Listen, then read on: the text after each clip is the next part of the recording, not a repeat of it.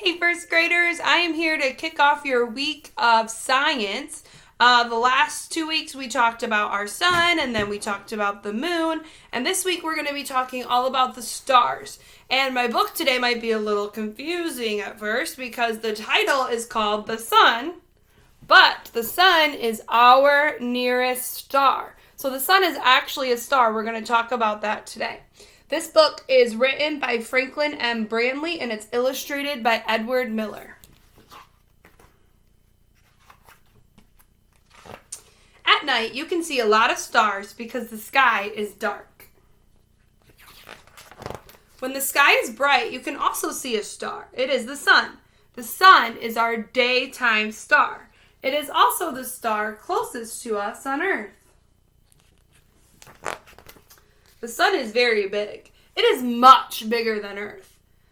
The sun is almost 1,000,000 miles across. If Earth was the size of a pea, the sun would be the size of a beach ball. You see that tiny little pea? That would be the Earth, and the sun would be the beach ball. So much bigger. The sun is very far away from us. It is much farther than the moon. A spaceship takes 3 days to reach the moon, which is 240,000 miles away. But it would take more than 3 years to reach the sun, which is 93 million miles away. So you can see the tiny little trek to the moon and then the long trek to the sun. And you remember, the sun is our nearest star. It takes 8 minutes for light to travel from our daytime star, from the sun, all the way to Earth. It takes 4 years for light from the nearest nighttime star to reach us. Most of the stars are much further away than that. So when you think about the light coming down from our sun, that light started at the sun about 8 minutes before the sun is now hitting you. But when you think about the light from a star, it takes 4 years for that light to travel so we can see that from Earth. Stars are made of hot gases. In the sun and other stars, there's iron, gold, copper, and tin.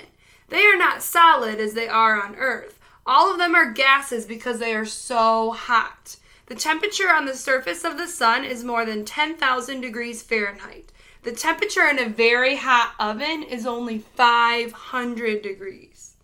The sun is so hot that a spaceship could not get close to it. And if it ever did, the spaceship would change to gases. 10,000 degrees, super hot. Without the sun, the Earth would be cold and dark. No plants would grow, no animals, no bugs, birds, or flowers. Nothing could live here.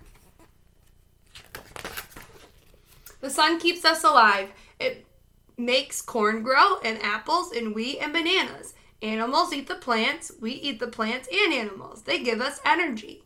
So the energy in our food comes from the sun. It is solar energy. Millions of years ago, Earth was covered with swamps and jungles. As plants and animals grew, they stored solar energy. And when they did, they slowly changed to coal and oil. So ancient solar energy is stored in the coal and the oil.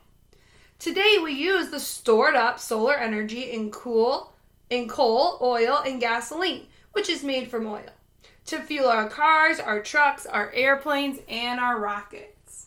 So the sun has an important part of us being able to drive cars. For millions of years, the sun has warmed our planet, and it still does. It will keep shining bright and warm for many more millions of years.